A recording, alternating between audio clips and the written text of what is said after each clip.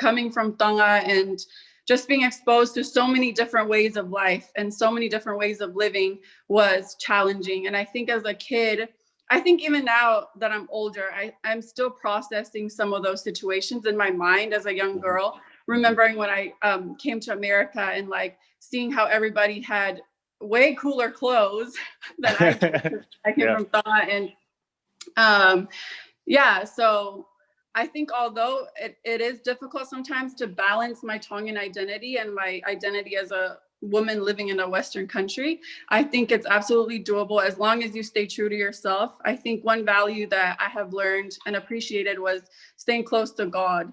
As a Tongan person, as a Tongan woman, is just relying on Heavenly Father when things go wrong. And also making mistakes, it's going to happen, you know, like whether you like it or not, we're not going to be the perfect Tongan daughter. A lot of times when we think of our Tongan identity, we think we have to be this certain way. And, you know, knowing like our Tongan moms and our Tongan aunts and all the Tongan whinimatuas who will gossip about you if you do anything wrong. I think having expectations from the community and the people at church and the people that you're surrounded by, on top of having expectations to succeed in the Western world, is kind of overwhelming, but it's absolutely doable. And I think as long as we block out the noise when it comes to things that we don't want to be, for example, if we're expected to be a certain way in the Tongan culture, but you know that as a person and as an individual, that's not what you want out of your life, I think you can just cut it out. Like, culture is important. Culture is important. Don't get me wrong. Culture is definitely important. And I think being Tongan is a huge part of who I am, but it's not everything. You know, it's probably a piece of me and it's an important piece of me, but there's also other parts of my identity that I want to live with and I want to nourish and I want to grow and nurture. So yeah, I guess you just have to pick and choose, prioritize what values are important, what's not, and good luck. No, that was absolutely it's funny that you're talking about that, and I just was running through my mind on my own personal experience when I moved from Tonga. So I do want to touch on something that I think you said, and I feel like it's very prevalent, and I think is one of the biggest things a lot of Polynesians in Tongans struggle with. And you said it, making mistakes. All right. I know in the Tongan and Polynesian culture, you know, especially, and of course, if you add more being LDS to it, add religion to it, that layer, right? So you add society, you add culture, you add parents, expectation, family expectation, and religion.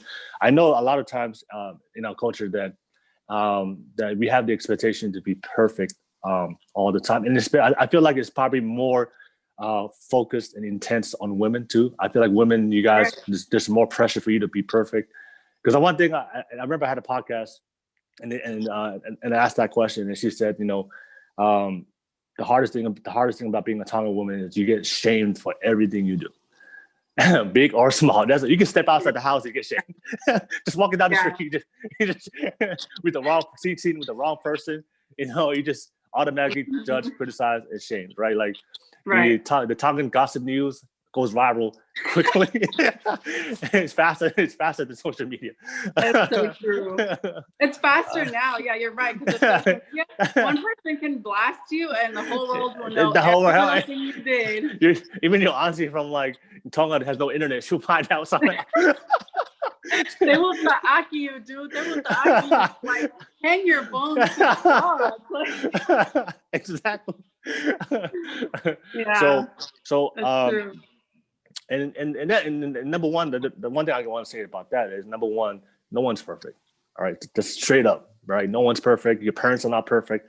We're not perfect. The world is not perfect. So we need to stop that ideology that we have to perfect, because you know, it's our mistakes is where we grow the most. That's how we grow as human beings. So, but I want to ask you is, you know, I know a lot of people suffered with that, and I had my own friends and family, and I've that just suffered with this, trying to live up to everybody's expectations and falling short, and then they suffer mentally, falling into depression, mental health.